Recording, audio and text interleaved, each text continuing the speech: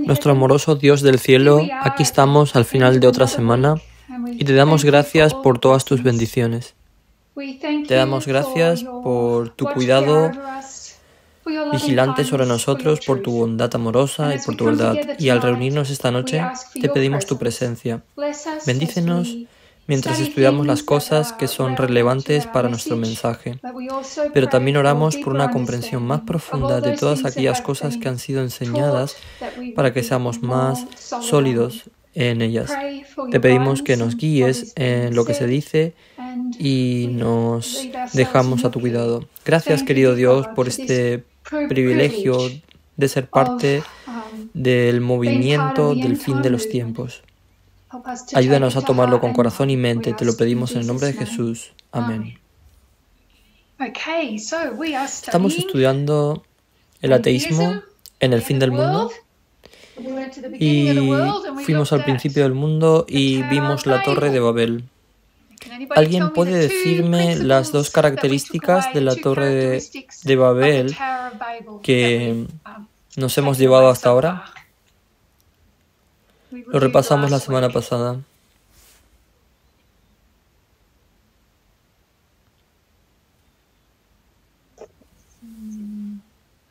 Ray.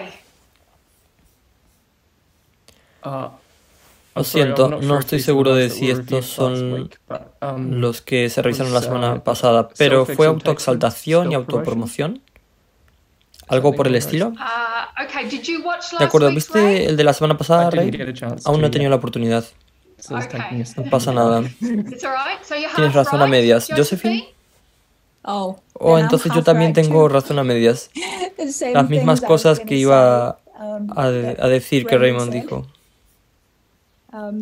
Bien, entonces autoexaltación y autopromoción. Sí, que son diferentes pero similares.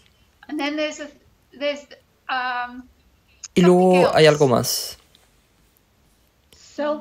¿Autoconservación? Autoconservación.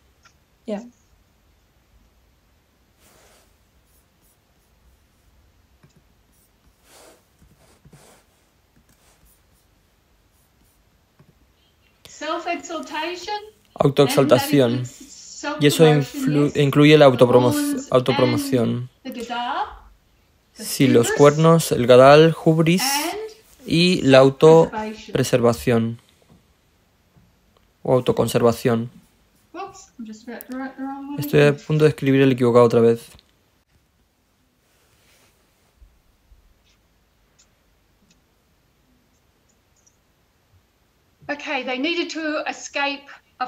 Necesitaban escapar de un diluvio. Necesitaban escapar de una catástrofe global que podría causar su extinción. Y al observar las características de la Torre de Babel, pudimos ver que esas personas cumplían con todos los requisitos que aprendimos de Daniel 8 y de cómo la religión falsificada imita de cerca a la verdad. Siempre hay que tener un original para ser falsificado.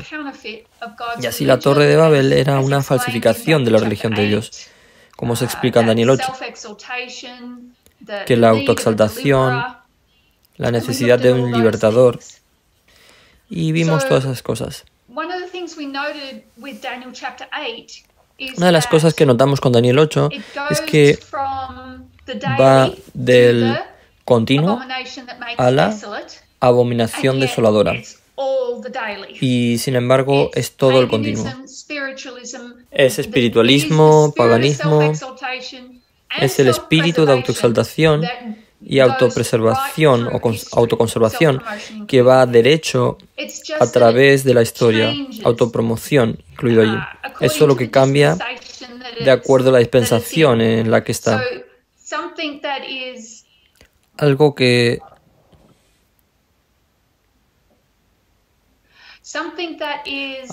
es aceptable en un periodo de la historia de la Tierra que luego se vuelve inaceptable. Podríamos usar el ejemplo de los sacrificios humanos. Sacrificios humanos eran el epítome de la adoración pagana. Pero con el tiempo, que es quitado el continuo, y vemos la abominación de la desolación, tiene su propia forma de sacrificios humanos, que es mucho más civilizado y de acuerdo con su periodo, de acuerdo a su dispensación. Si contamos 1260 años,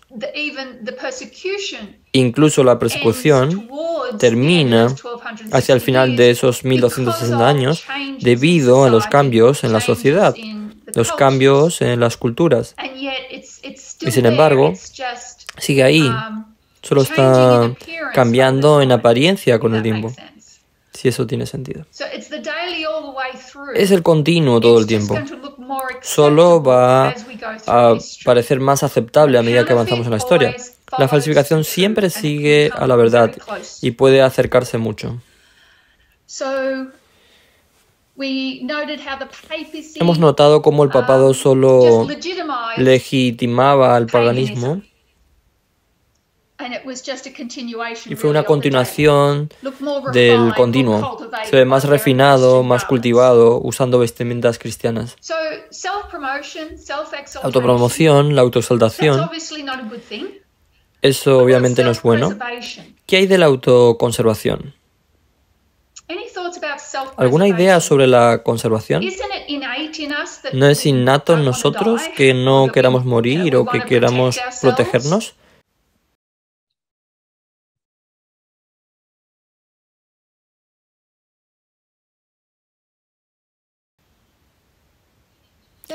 ¿Alguna idea sobre la autoconservación?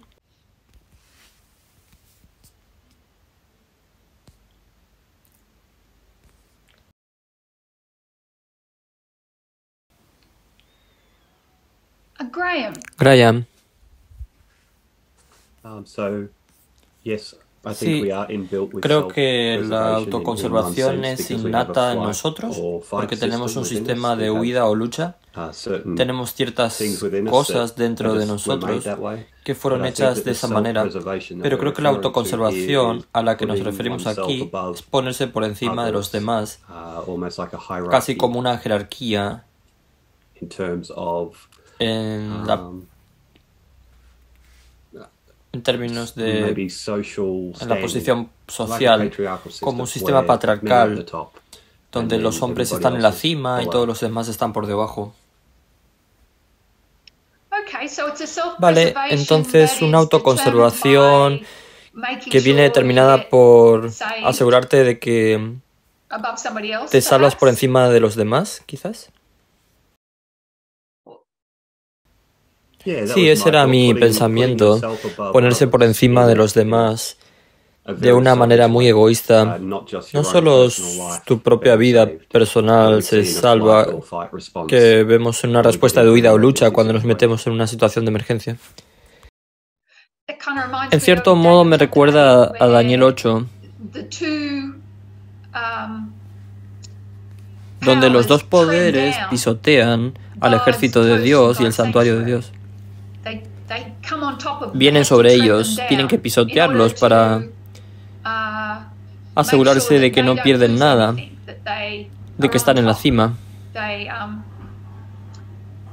Es parte de levantarse a uno mismo, es pisotear a alguien más. ¿Rey?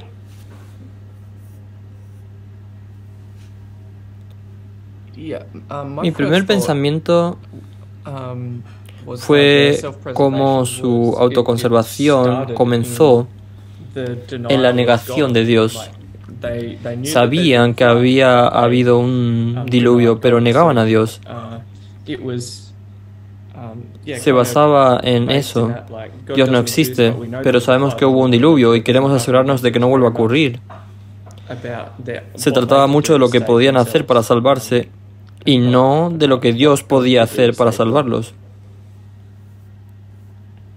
¿De acuerdo? Gracias. ¿Es algo que logran por sí mismos, sin Dios? ¿Josephine?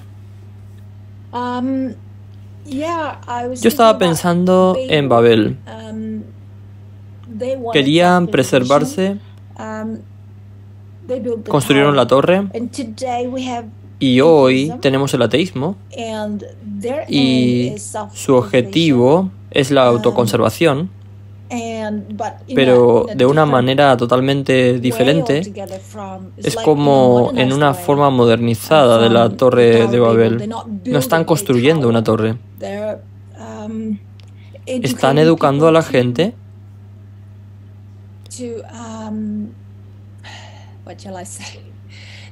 para tratar de preservar, conservar los recursos para el futuro de la población en sus mentes. Ok, supongo que mi pregunta es, ¿qué hay de malo en ello? ¿Qué hay de malo en la autoconservación? ¿Hay algo innatamente malo en ello? Es muy egoísta. Es un pequeño grupo de personas. Es como destilar la población a un grupo purificado de personas de élite. Puede que no lo esté explicando tan bien. No, está bien. Gracias, Josephine. ¿Molly? Mi pensamiento es este. Debido a la experiencia que tuvieron con el diluvio, realmente querían exaltarse a sí mismos hasta un punto en el que no necesitaban ninguna ayuda de Dios. Querían hacer todo lo posible para preservar no solo el planeta, sino también a sí mismos. Es una especie de rebelión. La ideología detrás de ella. Bien, entonces has vinculado eso a la rebelión. Gracias, Molly. ¿Rachel? Creo que puede ser ambas cosas. Creo que puede ser la respuesta natural, cuidar de uno mismo, pero la llevaron al extremo de la autoconservación y quizás en el contexto del nacionalismo, pensando en conservar tu género o tu raza. Creo que es entonces cuando puede volverse extremo y perjudicial. Es solo una idea. Bonito pensamiento. Cuando dijiste eso, me recordó a estar en un avión. Y tienes que quitarte la máscara de oxígeno antes de dársela al niño. Cuando digo, ¿hay algo malo en ello? Tú dirías, depende. Sí, exactamente. Depende de cuándo lo uses. Sí, hay un momento en que tienes que fortalecerte para ayudar a los demás. Realmente depende en seguir adelante de lo que has dicho. Gracias, Rachel. ¿Y Lynn? Los pensamientos que yo tenía podría ser un poco como la libertad, donde hay un bien y hay un mal. Una cierta cantidad de libertad está bien, a menos que no esté gobernada por algo más. Una cierta cantidad de autoconservación está bien, siempre y cuando esté gobernada por algo más. Y la otra cosa que pensé fue comparar y contrastar con la Biblia. La Biblia dice, nadie tiene mayor amor que el que da la vida por su amigo. Dios dio su vida. Así que, básicamente depende del principio que está gobernando esa autoconservación. No es que tenga que estar mal en sí mismo, pero sí está gobernando, entonces eso es un problema. Sí, bien. Eso se relaciona con lo que decían Rachel y Molly, como la rebelión. Si estás en rebelión, si el antidios está detrás de tu sentimiento, entonces hay algo malo en eso. Pero lo que has dicho, Lynn, me recuerda a Getsemaní. Jesús luchó con la tentación de conservarse a sí mismo. Y ese fue un momento en el que tuvo que dar su vida por su pueblo. Pero la Pascua anterior, él se preservó. No fue a Jerusalén, se quedó en Galilea. Si hubiera ido a Jerusalén, habría muerto un año antes. Eso fue autoconservación. Pero fue por un bien mayor. No fue una autoconservación basada en sí mismo. Fue por el bien del movimiento. Así que sí, los motivos, el tiempo, etcétera, entran en juego allí. Gracias, Lynn. Muy bien. Como ejercicio, son antónimos. Un antónimo es ¿qué?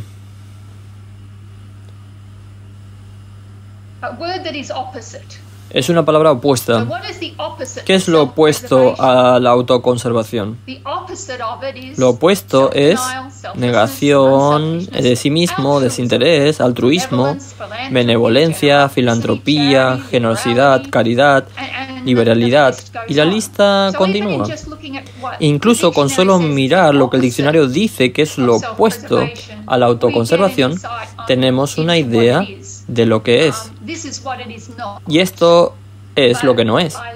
Pero me gusta la idea de que dependerá de lo que intentes conservar. ¿Intentas conservarte a ti mismo? Si intentas conservarte a ti mismo, entonces eres egoísta. Es lo que intentas conservar. Puede que primero tengas que quitarle la máscara de oxígeno para proteger al niño que está sentado a tu lado. No se trata solo de uno mismo.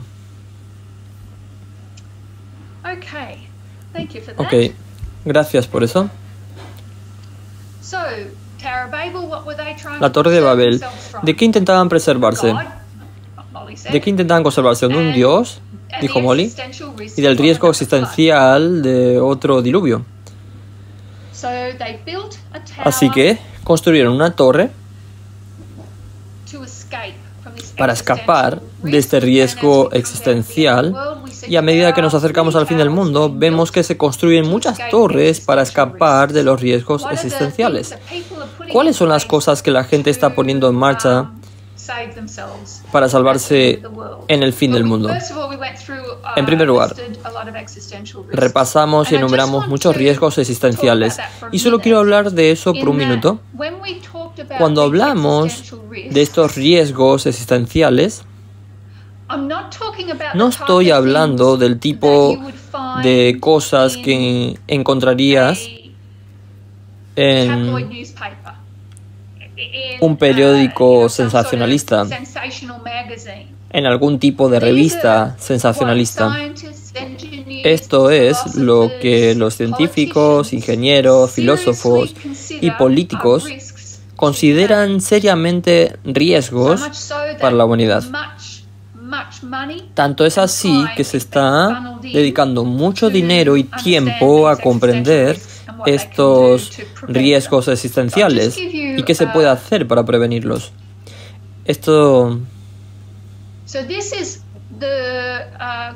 Así que esto se llama el Centro para el Estudio de los Riesgos Existenciales, que se dirige desde Cambridge. Nos dedicamos a estudiar y mitigar los riesgos que podrían llevar a la extinción humana o al colapso de la civilización.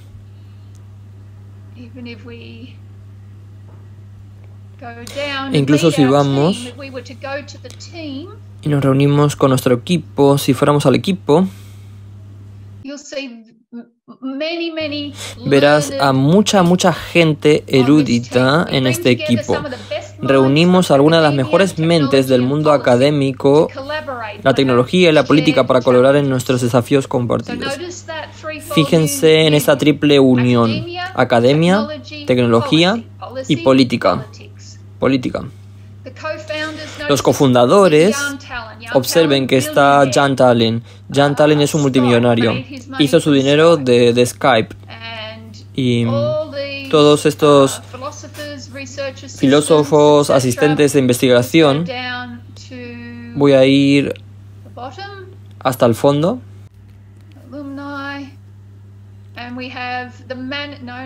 Tenemos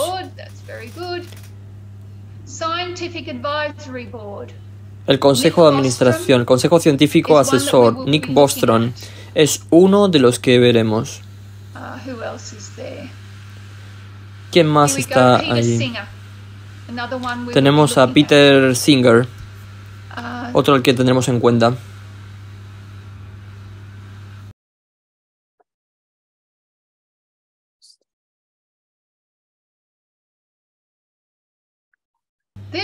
Este es el de Oxford. Y este es el Instituto del Futuro de la Humanidad. Future of Humanity Institute se une a DeepMind, OpenAI, a Facebook, Amazon y otros en la Asociación sobre la Inteligencia Artificial. FHI es un instituto de investigación multidisciplinar de la Universidad de Oxford. Los académicos del FHI utilizan las herramientas de las matemáticas, la filosofía y las ciencias sociales para abordar cuestiones de gran calado sobre la humanidad y sus perspectivas. Su director fundador es el profesor Nick Bostrom. De nuevo, este nombre aparecerá unas cuantas veces. Y debería haber buscado. Hemos mirado en Oxford y Cambridge, pero hay uno en Estados Unidos y quería mencionarlo y lo olvidé. Eso es todo por ahora. No estamos mirando los miedos de los tabloides.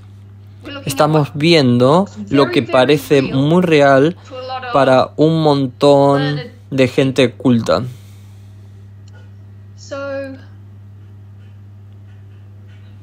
Una de las torres que han construido para hacer frente a ella se llama largoplacismo. Nos fijamos en el largoplacismo y voy a escribir riesgos existenciales.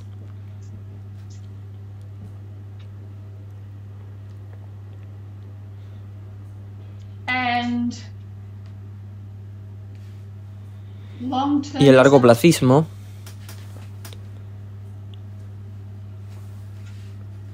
es una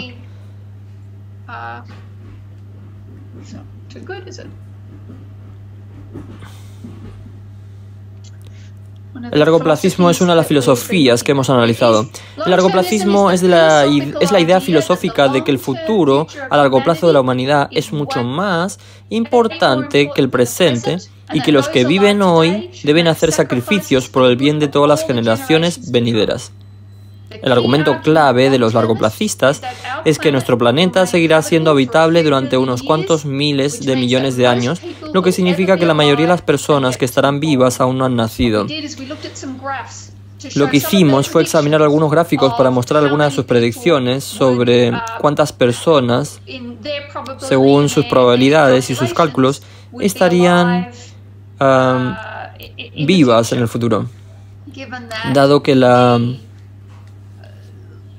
vida de un mamífero es de unos 100.000 años de media y nosotros solo llevamos unos 300.000 años, debería quedarnos bastante tiempo. La diferencia entre nosotros y otros animales es que nosotros tenemos tecnología y nos hemos desarrollado.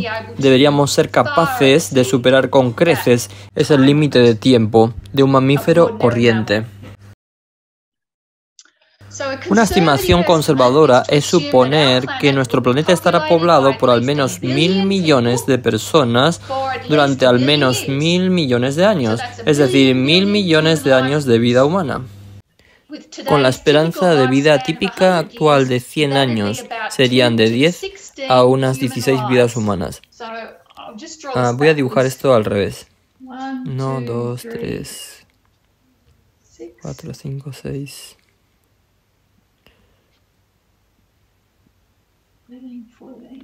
15, 16 ceros. Eso es más o menos la cantidad de personas que podría haber vivas en el futuro, que supera con creces la cantidad de personas que han vivido en el pasado y que viven en el presente.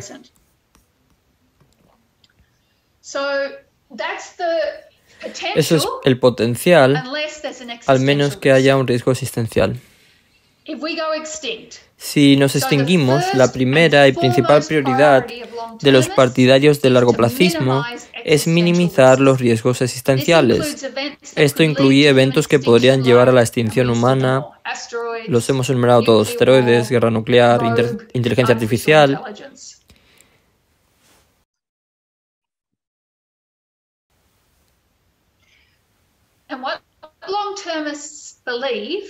Y lo que los largoplacistas creen es que ahora mismo estamos en un punto crucial en la historia de la Tierra. Estamos en una bisagra o pivote en la que si no intervenimos y hacemos algo ahora, si no nos extinguimos, sin duda devolveríamos a la humanidad a la Edad Media y posiblemente nunca alcanzaríamos todo nuestro potencial y nos extinguiríamos mucho antes. Estamos en un momento crucial de la historia de la humanidad. Escribió alguien: vivimos en la bisagra de la historia. El destino del mundo a largo plazo depende en parte de las decisiones que tomemos a lo largo de nuestra vida. La sociedad aún no se ha asentado en un estado estable y nosotros podemos influir en qué estado estable acabemos. Depende de nosotros. Hay todos estos grupos de reflexión, organizaciones, y están influyendo en la política, están recibiendo mucho dinero. Los multimillonarios les financian para que den respuestas a los riesgos existenciales, de modo que podamos hacer mucho bien salvando al mayor número de personas que aún no han nacido. Así que estamos hablando de ateos. Hablando de la autoconservación de los ateos. ¿Son morales los ateos? ¿Puede un ateo ser moral? ¿Qué significa ser moral?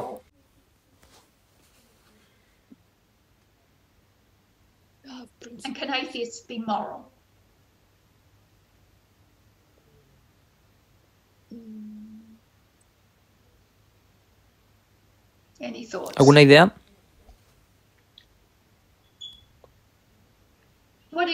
¿Qué es ser moral?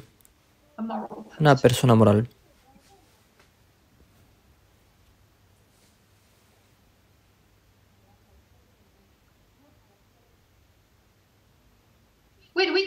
¿De dónde sacamos nuestra moralidad?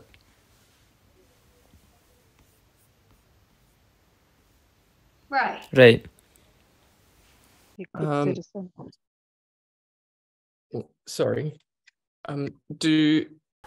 Obtenemos nuestra moralidad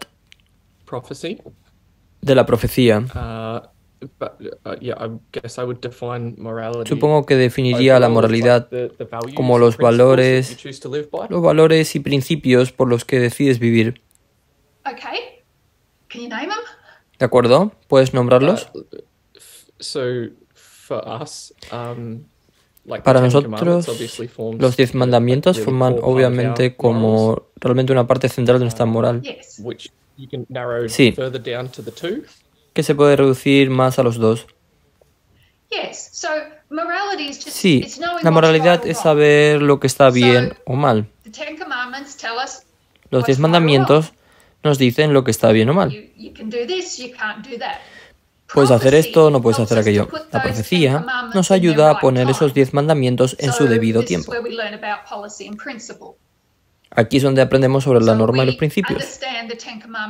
Entendemos los 10 mandamientos hoy un poco diferente de lo que Moisés lo hizo y lo que Pablo lo hizo. Pero el principio es el mismo. La norma cambia. Ahí es donde la profecía nos ayuda. ¿Lynn? Yo estaba pensando en tu primer comentario sobre si los ateos pueden ser morales. Estaba pensando en que mucha gente sigue la regla que dice: haz a los demás lo que te gustaría que te hicieran a ti. Es la regla de oro, aunque eso viene de la Biblia, de todos modos. Mucha gente vive según esa regla o afirma hacerlo. Así que, básicamente, cualquiera puede ser moral, pero no todo el mundo puede ser justo. Y hay una diferencia entre ser moral y justo. Cuando hacen a los demás lo que les gustaría que les hicieran a ellos, diríamos que están cumpliendo los 10 mandamientos, aunque no lo reconozcan. Hasta cierto punto es cierto. La otra cosa que iba a decir era el hecho de que si tienes todos estos ateos que están tratando de decir, bueno, debemos sacrificarnos por el bien mayor de los que vienen porque hay muchos más por venir, hay un factor altruista en eso. Se podría decir que hay una falta de egoísmo en ello, potencialmente. Así que, aunque sobre una base equivocada, eso en sí mismo tiene un sentido de altruismo. Así que es interesante. Sí. Tiene el potencial. Dependiendo de lo que están sacrificando, se están sacrificando a sí mismos. ¿Qué están sacrificando exactamente? Por el bien común. Sí, desde luego, como digo, tiene un sonido altruista o un tono altruista, digamos, pero en realidad si profundizas puede haber otros factores implicados y puede que incluso dependa del individuo, porque puede que algunas personas tengan motivos muy altruistas, mientras que otras puedan tener motivos nada altruistas. Puede que tengan motivos para beneficiarse a sí mismos de alguna manera. En cualquier caso, es algo interesante en lo que pensar. Gracias, Lynn. Me recuerda a la Torre de Babel.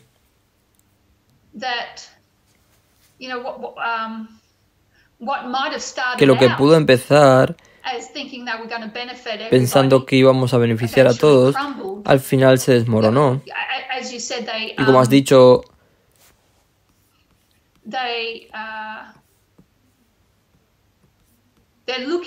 buscaban hacer lo correcto, pero no querían seguir la ley. Querían rechazar la ley de Dios. Buscaban hacer lo que es correcto sin la ley.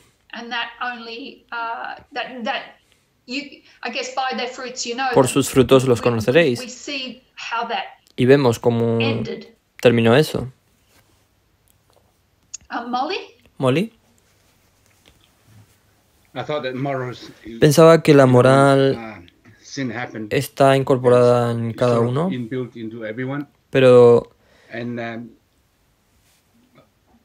dejar la ley fuera depende de los motivos y la intención que cada uno tenga. A veces mucha gente lo hace solo porque, de una manera muy hipócrita, lo hacen como los fariseos.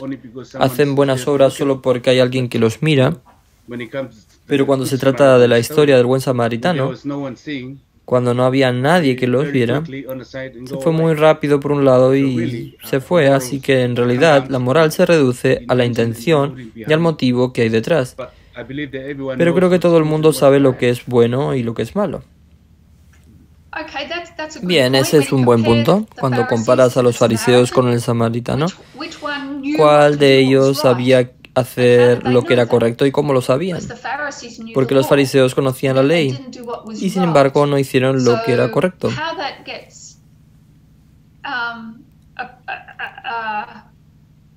Es interesante lo que la mente hace para justificarse. Cuando piensas en los fariseos, ellos estaban preservando a sí mismos, preservando su tiempo, preservando su reputación a expensas de alguien más. Y vimos el verdadero altruismo en el buen samaritano. Gracias, Molly. Permítame compartir algo con ustedes.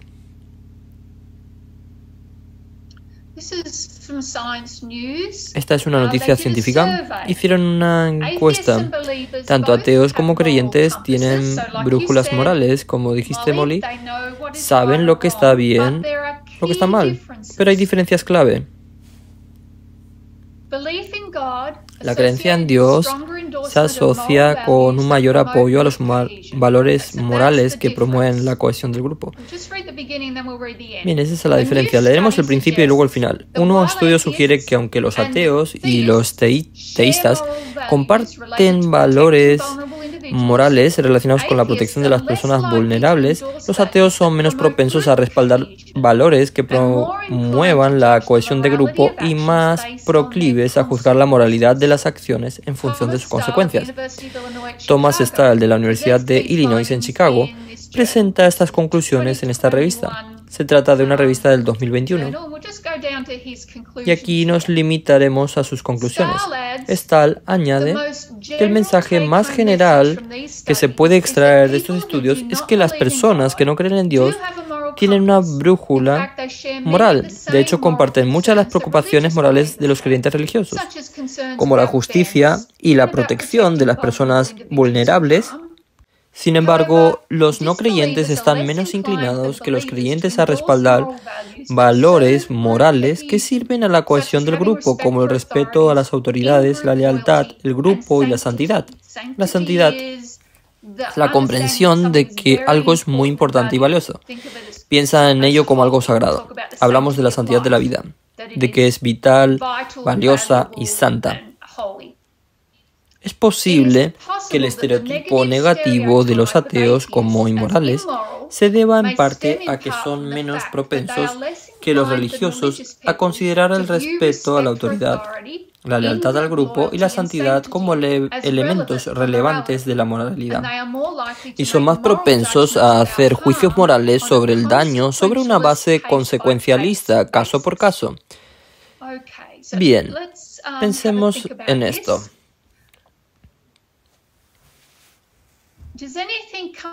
¿Se les ocurre algo cuando dice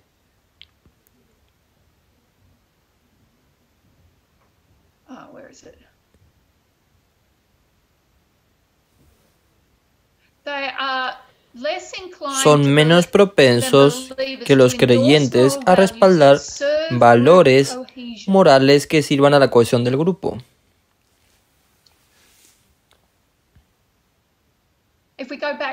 Si volvemos al punto de partida de Génesis 11,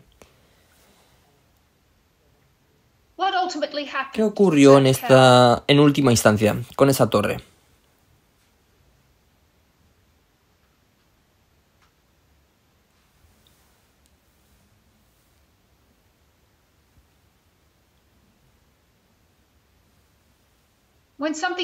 Cuando algo está cohesionado, ¿qué significa eso?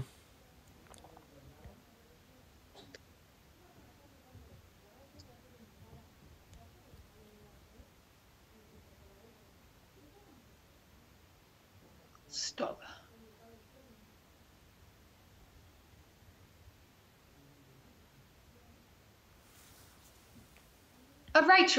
Rachel.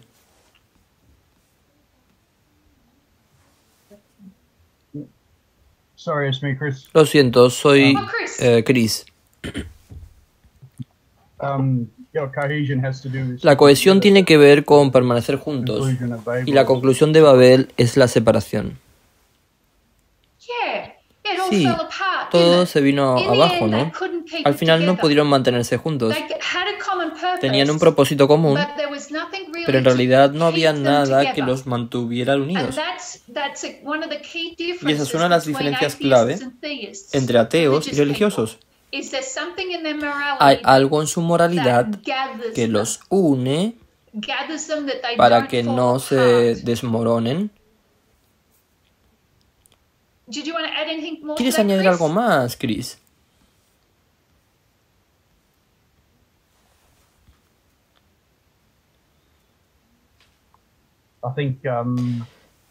Creo que la moral atea es más egocéntrica que exocéntrica.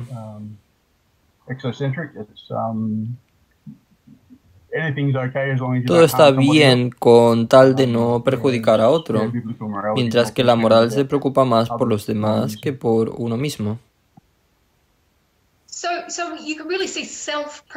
Así que se ve la autoconservación, es el cuidado de uno mismo.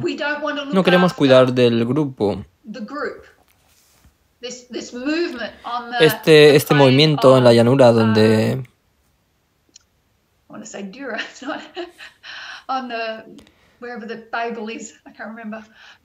me acuerdo dónde. ¿Puedes decirlo de nuevo? Llanura del Sinar. Gracias. Sí. Ray, ¿quieres añadir algo a eso? No. I couldn't have said No. it better than... No podría haberlo dicho mejor. ¿Eso es lo que ibas a decir, Josephine?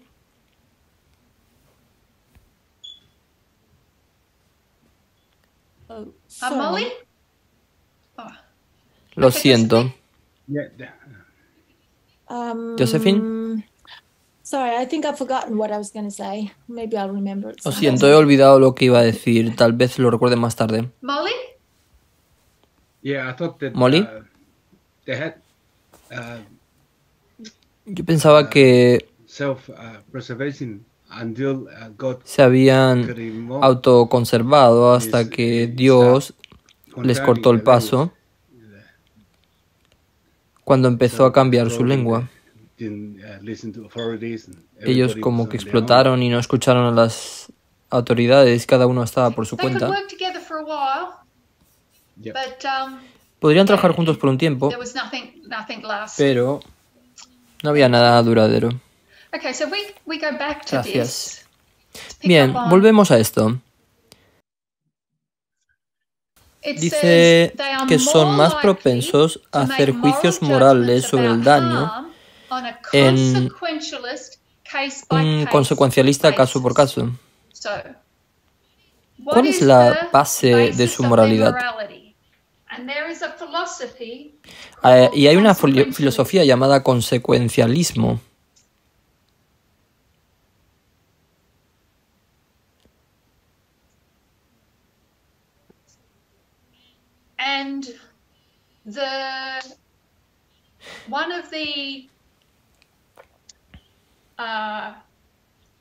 Y el consecuencialismo es una especie de paraguas, pero lo que queremos analizar hoy, que es una filosofía consecuencialista, se llama utilitarismo.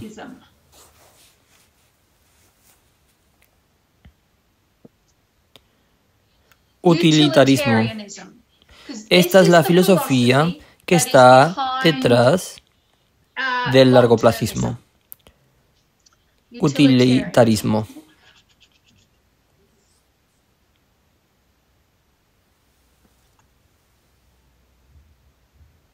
¿Qué significa eso? ¿Qué significa tener utilidad? Algo tiene utilidad. ¿Puedes ver la palabra utilidad en ella?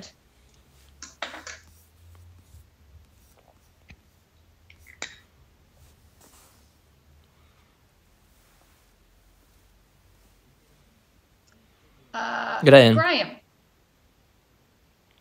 ¿Es útil? Sí. Útil. Piensa en una Ute. ¿Qué es una Ute? Es un vehículo que tiene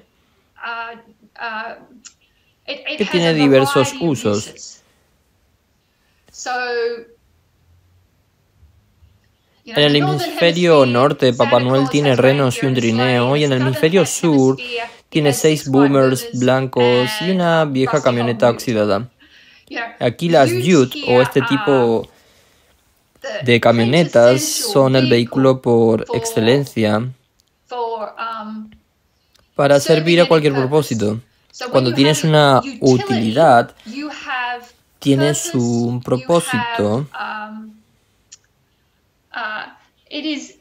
Es el estado de ser útil, provechoso o beneficioso.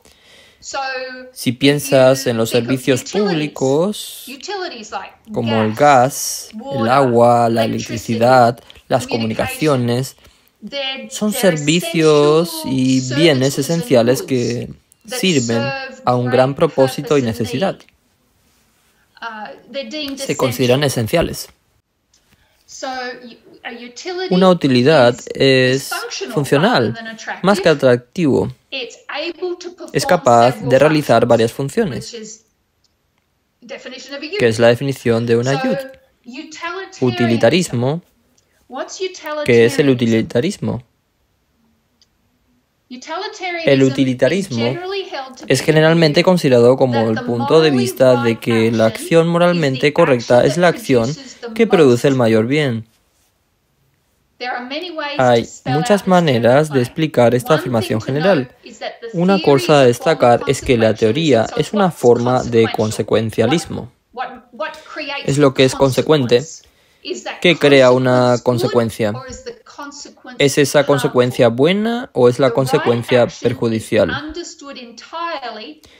La acción correcta se entiende enteramente en términos de las consecuencias producidas. Lo que dice es que un ateo mirará las consecuencias. Eso es lo que determinará lo que está bien y lo que está mal. ¿Qué dará la cantidad justa de bien? Así que el utilitarismo fue un producto del siglo XVIII. Dos filósofos, Bentham y Mills, desarrollaron esto en la época de la Ilustración,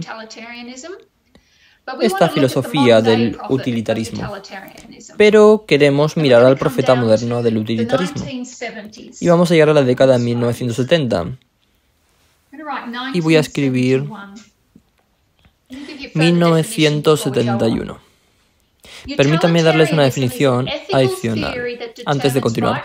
El utilitarismo es una teoría ética que determina lo correcto de lo incorrecto, centrándose en los resultados.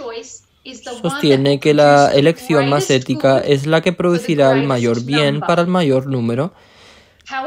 Sin embargo, no podemos predecir el futuro, es decir, saber con certeza si las consecuencias de nuestras acciones serán buenas o malas. Y esa es una de las limitaciones del utilitarismo. Hay diferentes tipos de utilitarismo. Ellos tendieron a surgir para tratar de llenar los huecos del que fue antes. Hay utilitarismo de acto, utilitarismo de regla, utilitarismo de preferencia, y cada uno surgió para tratar de arreglar lo que estaba mal con el anterior. Porque puedes meterte en un verdadero lío con el utilitarismo. Hacen estos experimentos mentales. Estás en una vía férrea y las vías se dividen, y en un lado tienes a una persona atada a una vía y en el otro lado tienes a 5 personas atadas a una vía. El tren se acerca y tú estás en el interruptor. ¿Por dónde vas a dejar que pase el tren? Y hay muchas historias diferentes sobre este mismo tema. ¿Dejas que el tren mate a una persona para salvar a las 5? Y un consecuencialista, un utilitarista diría, si hacemos el mayor bien y el mayor bien es salvar a los 5, pero eso no es siempre práctico, porque ¿qué pasa si a esa persona tiene la cura del cáncer y acabas de salvar a 12 capos de la droga? No es práctico. No pueden predecir el futuro. Realmente no sabes cuáles van a ser las consecuencias a largo plazo. Intentan averiguar cómo determinar lo que está bien o mal. Es mucho más fácil ser cristiano. Y aún así, no es solo la ley, es la profecía también. Y hemos estado aprendiendo continuamente lo que está bien y lo que está mal, porque pensamos que entendíamos lo que estaba bien. Y ya sabes cómo va esa historia. Esto es utilitarismo. Y si queremos llegar a la raíz de donde ha venido el largoplacismo, comienza en el siglo XVIII. Pero Epicuro era un consecuencialista y era un filósofo griego. Pero quiero llevarles de vuelta a 1971.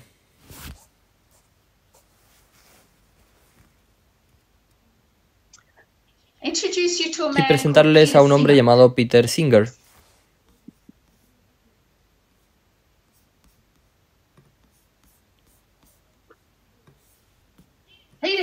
Peter Singer es australiano, estudió en Monash y estudió Derecho, Historia y Filosofía. Y luego decidió que se especializaría en filosofía y obtuvo su título en Monash y consiguió una beca para Oxford. Y fue a Oxford y se licenció en filosofía en Oxford. Obtiene una licenciatura en filosofía. Solo hay unas pocas universidades en el mundo que te dan eso. Es un título muy prestigioso cuando obtienes tu título de filosofía. Él se licenció en filosofía en Oxford y cuando digo 1971, ¿qué me viene inmediatamente a la mente? ¿De qué historia estamos hablando?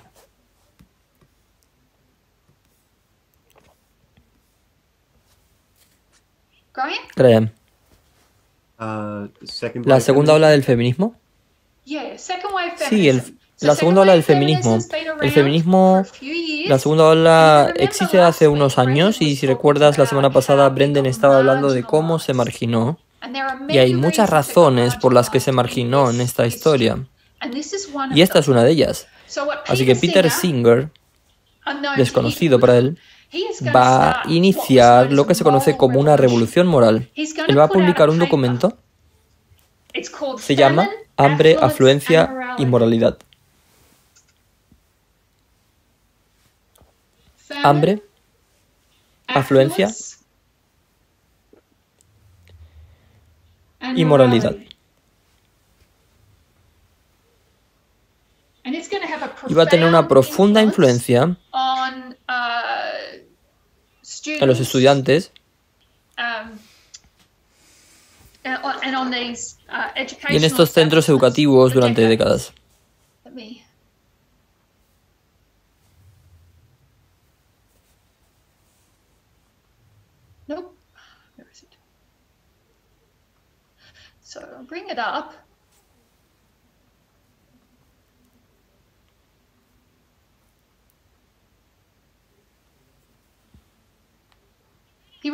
Lo escribió en 1971.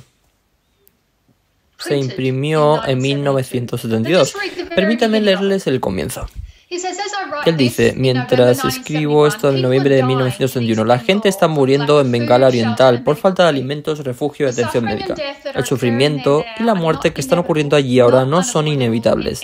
No son inevitables en ningún sentido fatalista del término. La pobreza constante, un ciclón y una guerra civil han convertido al menos a 9 millones de personas en refugiados indigentes. Sin embargo, no está fuera de la capacidad de las naciones más ricas en prestar la ayuda suficiente para reducir cualquier sufrimiento adicional a una proporción muy pequeña. Las decisiones y acciones de los seres humanos pueden evitar este tipo de sufrimiento. Desgraciadamente, los seres humanos no han tomado las decisiones necesarias a nivel individual y, con muy pocas excepciones, no han respondido a la situación de manera significativa. En general, la gente no ha donado grandes sumas a los fondos de ayuda y no han escrito a sus representantes parlamentarios exigiendo un aumento de la ayuda gubernamental.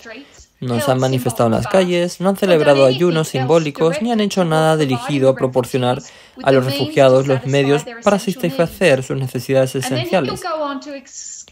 Y luego pasará a explicar lo poco que había hecho el gobierno. El gobierno británico no había puesto algunas libras en ello, pero ni de cerca lo suficiente. Estamos hablando de Bengala Oriental. Bengala era un territorio entre la India y terminó siendo dividido. Así que Bengala Oriental era una provincia de Pakistán. Bengala Occidental, India la tomó y luego en 1971 Bengala Oriental se convirtió en Bangladesh.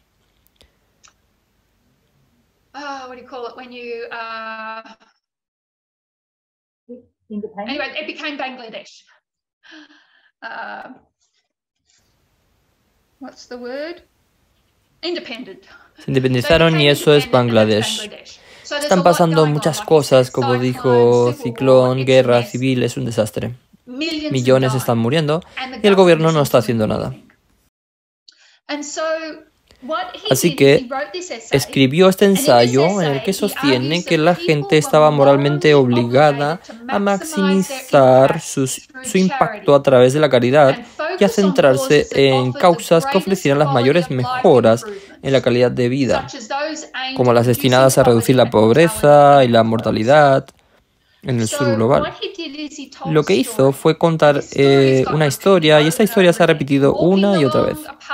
Vas caminando por un parque, hay un estanque y un niño se está ahogando en él, te metes en el estanque.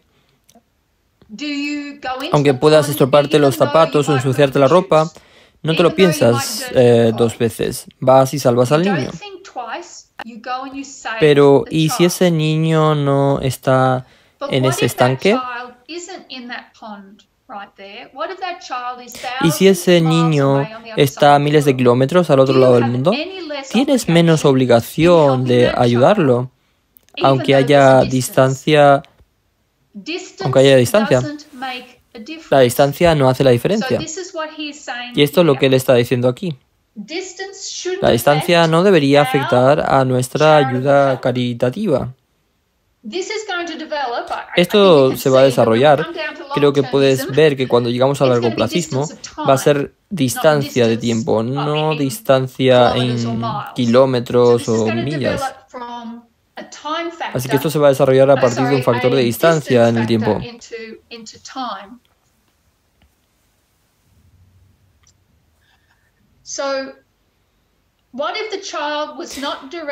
¿Y si el niño no estuviera directamente delante de ti? ¿Y si en lugar de ahogarse el niño estuviera en peligro de muerte por falta de comida, agua o tratamiento médico? ¿Y si en lugar de saltar al agua, la única forma de salvar la vida del niño fuera donar a una organización benéfica? Y dice, la apariencia incontrovertible del principio que acabamos de enunciar es engañosa. Si se llevara a la práctica, incluso en su forma cualificada, nuestras vidas, nuestra sociedad y nuestro mundo cambiarían radicalmente. En primer lugar, el principio no tiene en cuenta la proximidad o la distancia. No hay ninguna diferencia moral entre si la persona a la que puedo ayudar es el hijo de un vecino a 10 metros de mí o un bengalí cuyo nombre nunca sabré a 10.000 millas de distancia. En segundo lugar, el principio no distingue entre los casos en los que soy la única persona que podría hacer algo y los casos en los que soy uno más entre millones de personas en la misma situación. Y si estuviera de pie en el borde del estanque y hubiera otras personas contigo y no saltaran, entonces podrías decir, bueno, está bien que yo no salté porque ellos no están saltando. No, tampoco funciona así. Eso tampoco es moral. Tienes esa obligación moral.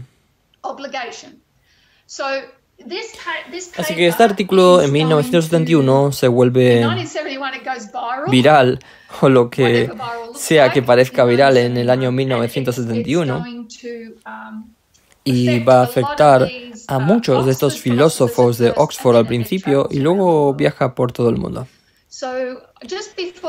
Justo antes de que vamos a continuar esta línea de tiempo, la próxima semana, pero me gustaría hablar un poco más acerca de Peter Singer. Y hay otra revolución que va a suceder porque sus escritos en este periodo de tiempo que también va a marginar la segunda ola del feminismo. Él escribe en 1975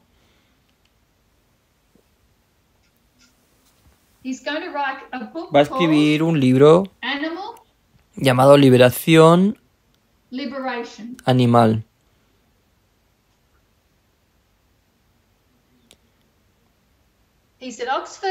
Él está en Oxford, va a buscar su almuerzo, está con un amigo, el amigo descubre que hay carne picada en los espaguetis a la boloñesa y decide comer ensalada. Y Peter Singer le pregunta, ¿por qué no comes espaguetis a la boloñesa? Y recibe una lección sobre las granjas industriales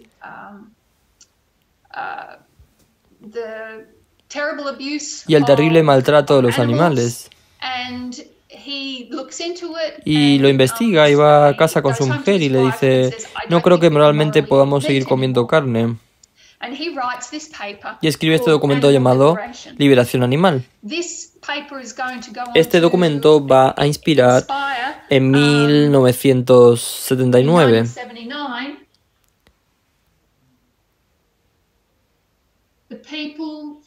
la gente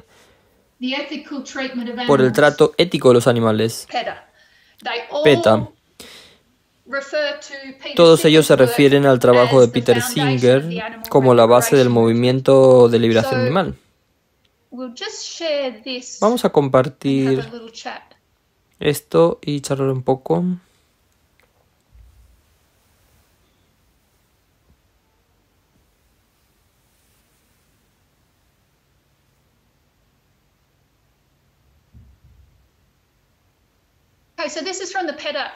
Esto es de la página web de PETA y esto es en realidad 2015 porque es el 40 aniversario de la liberación animal y tienen este escrito sobre el libro de Peter Singer y cómo comenzó PETA. Y vamos a leer un poco de la obra de Peter Singer. Liberación animal puede sonar más a parodia. Hay algo que pensar que estamos en 1975 y este término era nuevo entonces. Estamos acostumbrados, pero esto es muy nuevo. La liberación animal puede sonar más a parodia de otros movimientos de liberación que un objetivo serio. De hecho, la idea de los derechos de los animales se utilizó en su día para parodiar la defensa de los derechos de la mujer. Y cuando Mary Wollstonecraft publicó su Vindicación de los Derechos de la Mujer en 1792, sus opiniones se consideraron absurdas y no tardó en aparecer una publicación anónima titulada En defensa de los derechos de las bestias.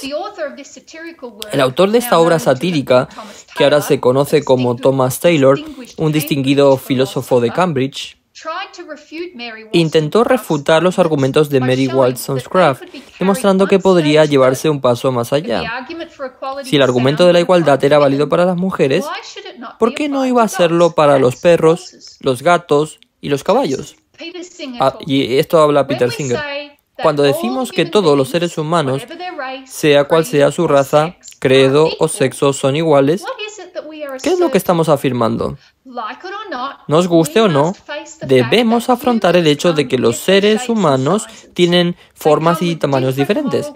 Tienen distintas capacidades morales, distintas habilidades intelectuales, distintas dosis de sentimientos benévolos y sensibilidad hacia las necesidades de los demás, distintas habilidades para comunicarse eficazmente y distintas capacidades para experimentar placer y dolor. En resumen, si la exigencia de igualdad se basara en la igualdad real de todos los seres humanos, tendríamos que dejar de exigir igualdad. Sin embargo, la existencia de variaciones individuales que trascienden las líneas de raza o sexo no nos proporciona defensa alguna contra un oponente más justificado de la igualdad. Aquel que propone que digamos los intereses de todos aquellos con puntuaciones de coeficiente intelectual inferiores a 100 reciban menos consideraciones que los intereses de aquellos con puntuaciones superiores a 100. Tal vez los que puntúan por debajo de la nota se convertirían en esclavos de los que puntúan más alto. ¿Sería realmente mucho mejor una sociedad jerárquica de este tipo que una basada en la raza o el sexo? Yo creo que no. Pero si vinculamos el principio moral de igualdad o la igualdad fáctica de las distintas razas o sexos, tomados en su conjunto, nuestra posición al racismo y al sexismo no nos proporciona ninguna base para oponernos a este tipo de inigualitarismo o desigualdad. Un párrafo más. Afortunadamente, no es necesario vincular la defensa de la igualdad a un resultado concreto de una investigación científica. No hay ninguna razón lógica de peso para suponer que una diferencia de hecho en la capacidad de dos personas justifique cualquier diferencia en el grado de consideración que concedemos a sus necesidades e intereses. El principio de igualdad de los seres humanos no es una descripción de una supuesta igualdad real entre los seres humanos. Es una prescripción de cómo debemos tratar a los seres humanos.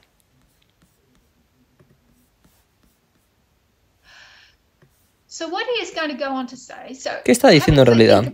Pensemos en ello. What he is going to go on to Lo que va a decir say es is racism. racismo. Discriminate people Discriminamos on the basis a las of personas different por races. razón de raza. Sexism. Sexismo. We discriminate Discriminamos people on the a las basis of personas different por razón sex. de But he sexo. also says there is Pero speciesism. también dice que hay especismo.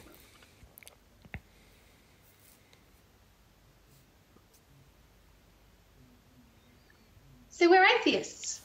We're all Somos ateos. Todos somos animales. We're all of the same Todos species. somos de la misma especie. And we shouldn't Y discriminate no debemos discriminar against another a otra species. especie.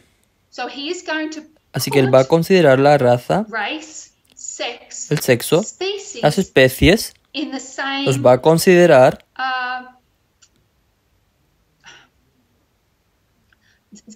considered the same. los va a So if we considerar lo go mismo. back Y si volvemos a nuestro documento, document, el principio de igualdad de los seres humanos no es una descripción de una supuesta igualdad real entre los seres humanos. it is a Es una prescripción de cómo debemos tratar a los seres humanos. So, ¿Alguien ha does anybody captado lo que ha catch what he's dicho been en estos saying 3 in these three párrafos? paragraphs? ¿A alguien le gustaría Somebody like to resumirlo y sum it ponerlo up en and sus put it propias in their palabras? own words?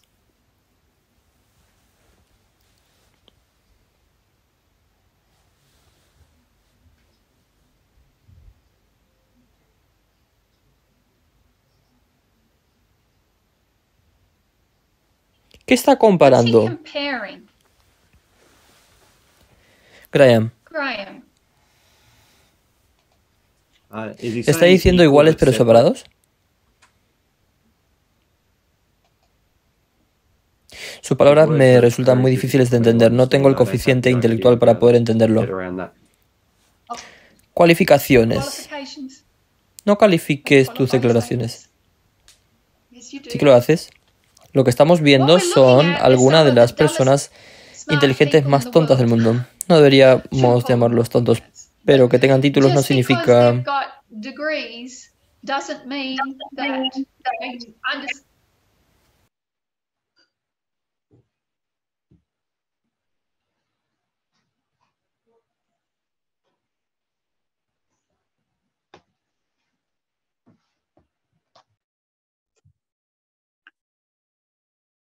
Any other thoughts?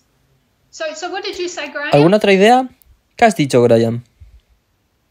Could you I was repeat that? wondering if it was saying equal but Me preguntaba si decía igual pero separado. separate. Not I really think what equal. he's saying is they're not equal. Creo que lo que está diciendo We es just que no gotta son iguales. treat each other as if we Tenemos were que equal. tratarnos como si fuéramos iguales.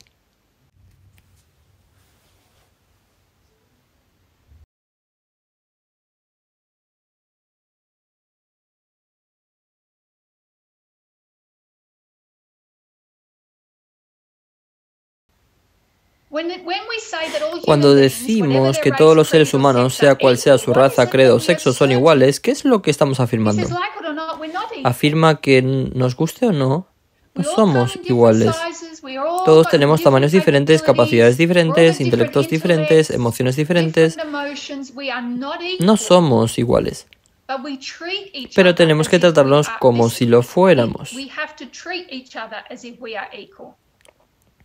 The principle of equality El of principio human de la beings is igualdad de los not seres a humanos no es una description of descripción an alleged de una actual supuesta equality. It's not igualdad actual. real, no It is es a prescription of how we real, should es treat una human beings. So prescripción we de treat cómo each other debemos tratar a los seres humanos. as if Nos we are tratamos equal. unos a otros como si fuéramos iguales. Now, who have I? Brody. Brody, es sorprendente que su conclusión parezca ser que si se va a decir que los géneros son iguales, entonces también se podría decir que los animales y los humanos son iguales. Parece resumir su opinión sobre las diferencias entre los géneros. And he is going Y to va a say decir that we are equal que somos animals. iguales a los This animales. is animal liberation. Esto es This liberación is the animal. philosophy Esta es la behind filosofía detrás de la organización como such as, Peter y otros. and others. Is Especismo es una forma de discriminación de una especie a otra especie.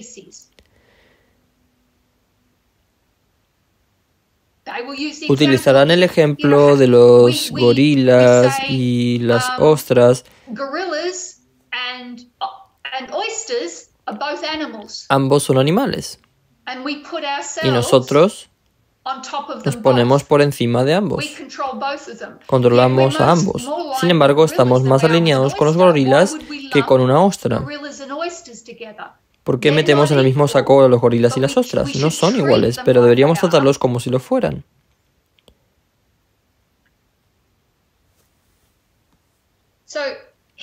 Él no inventó este término. Hubo otro filósofo que lo mencionó. Pero Peter Singer lo popularizó. Él escribió este documento, Liberación Animal. Escribió sobre el especismo y afirmó que es análogo, es lo mismo que el racismo y el sexismo y otras formas de discriminación irracional y el prejuicio. Detrás del utilitarismo está el entendimiento de que realmente no somos iguales. Solo tenemos que ser amables los unos con los otros. Debemos tratarnos como si fuéramos iguales, aunque en realidad no lo seamos.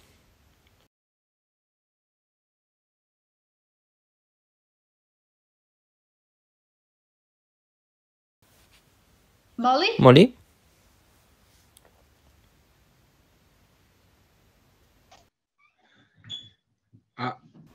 Según tengo entendido, dijo que no somos iguales,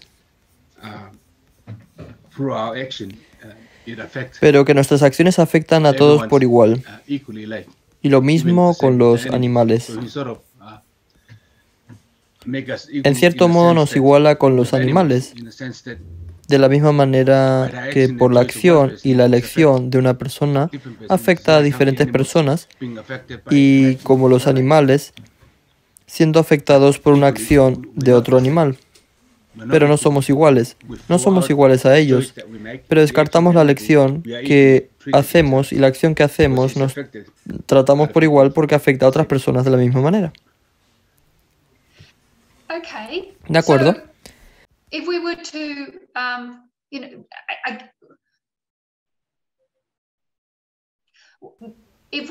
Rechazaríamos su razonamiento. Al mismo tiempo, ¿cómo tratamos a los animales como cristianos? ¿Los tratamos como a nuestros iguales? No. No, nuestra relación es que son creación de Dios. Por lo tanto, somos sus administradores. Un enfoque utilitarista es que hay que hacer el mayor bien tanto para el reino animal como para los seres humanos. Y eso suena muy bien. Pero veremos que se basa en un fundamento erróneo de lo que es la igualdad. Se basa en el especismo. Seguimos creyendo en el cuidado de los animales, pero no anteponemos los animales a los seres humanos. Entendemos su lugar en la creación de Dios, pero si eres ateo, ¿qué diferencia hay entre un ser humano y un animal? Somos animales. Así que tendría sentido. Hubo gente que se levantó contra el especismo porque leyeron su artículo y dijeron, estás comparando manzanas y naranjas aquí.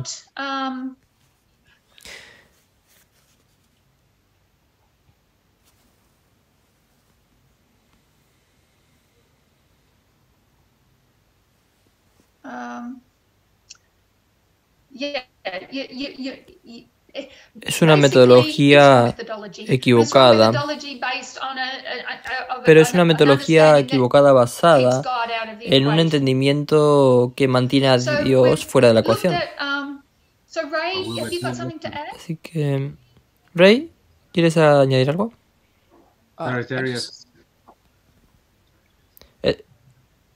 Sorry, go Molly.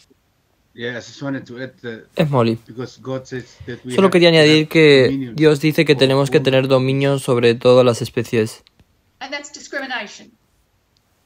¿Y eso es discriminación?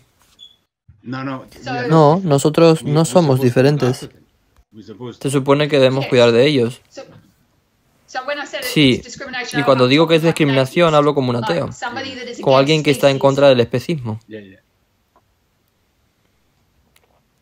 Yes. To have Sí, dominion tener over dominio sobre something, algo that means to significa come up sobreponerse over a that. eso. So, I just want Solo you para just tener to esto keep en this cuenta. mind, because this is Porque all todo esto está happening. sucediendo, This is all todo esto distracting. está This is all distrayendo, todo esto está marginalizing marginando al second wave feminismo de la feminism. segunda And ola. these thoughts are going Y estos to pensamientos van a continue continuar en into nuestra our history. historia. Ray, you had Rey, something to ¿tienes add? algo que añadir? I just had a question. Solo tenía una pregunta.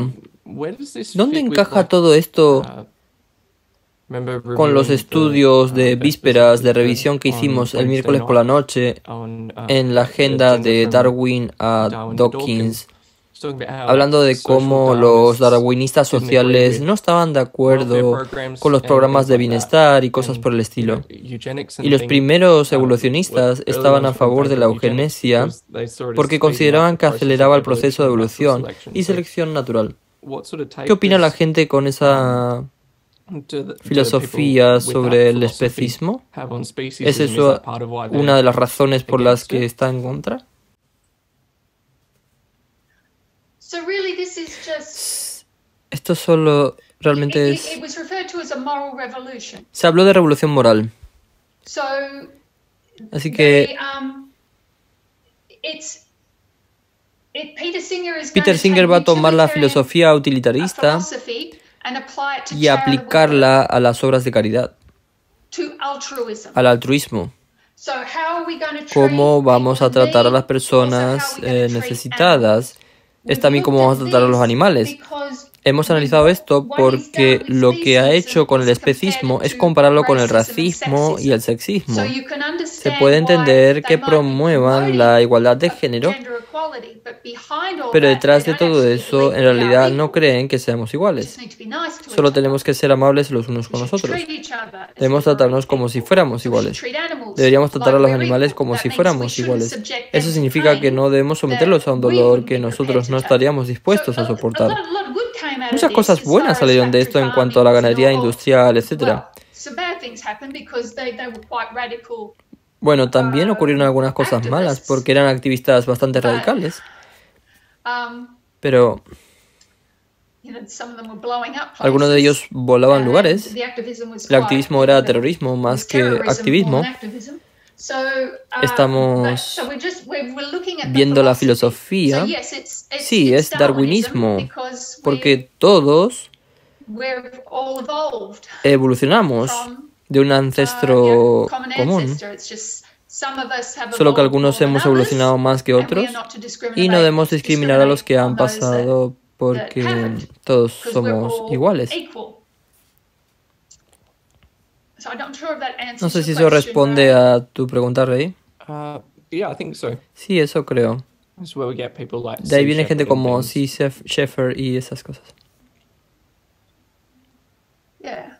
Sí, y encontrarás que el ateísmo allí causa tantos problemas. Cuando pensamos en lo que fue cuando estudiamos el nuevo ateísmo y la Trinidad y los cuatro jinetes, todos los problemas que existían allí en cuanto a su comprensión del feminismo, vas a encontrar en estos movimientos también. A pesar de que son altruistas en su mente, están utilizando la filosofía del utilitarismo y los mete en nudos, que veremos a medida que avanzamos. Si pudiéramos resumir, lo que ha empezado a decir es que moralmente estamos obligados para las personas que están distantes de ellos, tanto como estamos obligados para los que están cerca. Y esto es lo que los partidarios de la visión largoplacista van a utilizar finalmente también. a medida que evolucionen. Puede que tengamos que dejarlo ahí por tiempo. Josephine, si pudieras guardar tu pregunta para la próxima semana, vamos a revisar y seguir adelante. Estamos trabajando en la historia de donde empezaron las raíces del largoplacismo. En esa nota, Brody, ¿podrías terminar orando por nosotros esta noche? Querido Dios del cielo, gracias Señor por esta oportunidad de considerar y estudiar el mundo que nos rodea con la perspectiva que nos has dado a través de tus mensajes. Y te pido, Señor, que nos prepares, que nos des una base firme para nuestros pies, de modo que sepamos qué postura adoptar ante estas cuestiones que se nos presentan cada vez con más frecuencia. Señor, te pido que al entrar en este sábado estés con cada uno de los tuyos, que seamos bendecidos y que nos fortalezcas mutuamente.